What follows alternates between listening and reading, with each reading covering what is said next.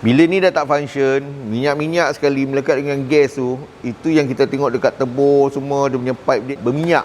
Assalamualaikum, salam sejahtera. Kita kembali semula ke Transmatic Autobands. Okey, di belakang saya ni ada satu model CLA 180 shooting brake. Dia lain sikit special sikit. Okey, dia ada satu masalah kat kereta dia. Kita check dia ada macam leaking dekat pipe-pipe tebur, hose-hose tebur tu Tapi dia bukan pasal leaking. Okey. Minyak semua bersipar keluar kat situ. Sebab apa? Sebab ini dia pasal. Okey, ini ialah oil separator. Kalau kita tengok pun, dia pun ada komplain lagi satu benda. Dia komplain ada macam vibration sikit lah. Okey, engine vibrate sikit lah.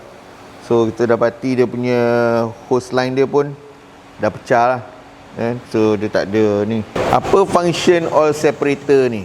Okay, oil separator ni, nama pun oil separator. Dia sebenarnya dia melekat dekat crankcase. Okay.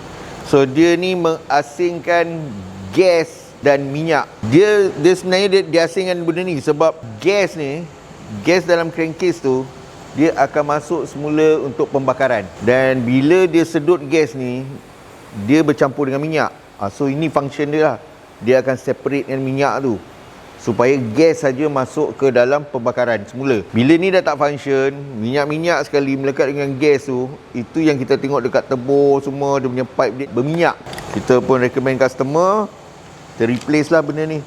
So kalau you tengok dia punya ni sepatutnya ada satu macam filem lah. Macam diaphragm filem kat sini. Benda ni pun dah hilang lah, dah tak ada lah. So dia tak boleh nak mengasingkan gas dalam crankcase tu dengan minyak dia. Itu sebab kalau kita tengok dekat dia punya intake pipe dia semua berminyak.